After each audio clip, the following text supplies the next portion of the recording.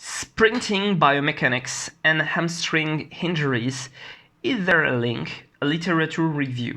Donc on se retrouve aujourd'hui pour une revue informelle d'études et grosso modo les auteurs ont fait une revue de la littérature et ont essayé de voir si le fait d'avoir des techniques de la biomécanique, une technique biomécanique en fait différente, ça faisait qu'on avait plus ou moins de blessures.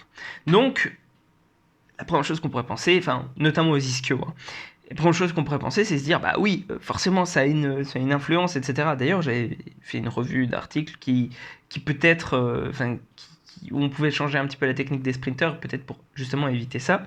Mais en fait, la revue est pas concluante, c'est-à-dire qu'ils ont essayé de regarder partout, etc.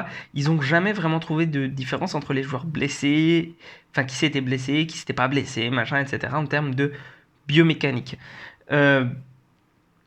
C'est une revue très longue, mais je vais en faire une revue courte, parce qu'en fait, il n'y a pas grand-chose à en dire. Ce que j'en sais à côté, c'est que les asymétries, donc eux, ils ont trouvé des symétries entre les jambes. En disant en fait entre les jambes pas blessées et les jambes blessées il y a une symétrie, etc. Ça pourrait, à première vue, on pourrait se dire du coup, s'il n'y a pas de différence entre jambes blessées et pas blessées, en fait il n'y a pas vraiment de différence de biomécanique et du coup on ne sait pas vraiment. Moi je serais un peu plus mesuré vis-à-vis de ça, parce que dans la littérature, ce qu'on retrouve, c'est que, en tout cas de ce que j'en sais, c'est que les asymétries, souvent, ça se retrouve chez les joueurs sains qui ne se sont pas blessés et qui sont même très performants. C'est-à-dire qu'en fait, on n'a pas le même pattern de recrutement moteur puis de biomécanique, etc., d'une jambe à l'autre. Et c'est ça qui peut faire aussi qu'on court vite.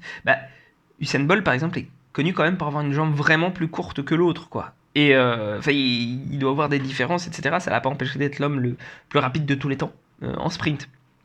Donc,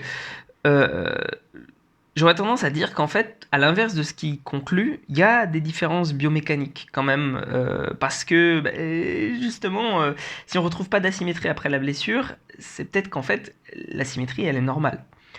Enfin bon, bref, on pourrait aussi argumenter l'inverse en se disant, ils se sont blessés parce qu'ils étaient asymétriques en fait au départ, et là maintenant qu'ils sont redevenus symétriques, ils ont moins de chances de se blesser.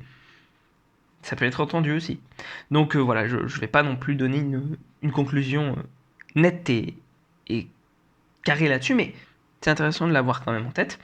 Et une chose en fait, et c'est là-dessus que je vais conclure, c'est que c'est étonnant de voir que pour une activité qui est quand même très blessante, le sprint, je vais pas te mettre un effet nocebo en tête, mais le sprint c'est beaucoup plus générateur de blessures que la musculation par exemple. Ce qui est normal, on a plus d'impact, ça va plus vite, on essaie de se dépasser, etc. Et même pour une activité comme ça, on n'arrive pas à trouver de lien biomécanique de la longueur des machins, la technique de je sais pas quoi. Donc peut-être qu'en fait, il va falloir arrêter avec la biomécanique en muscu qui serait génératrice de blessures ou pas. Enfin bon, c'est une réflexion comme ça.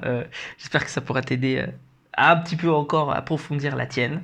Et sur ce, prends soin de toi et on se retrouve pour une prochaine vidéo.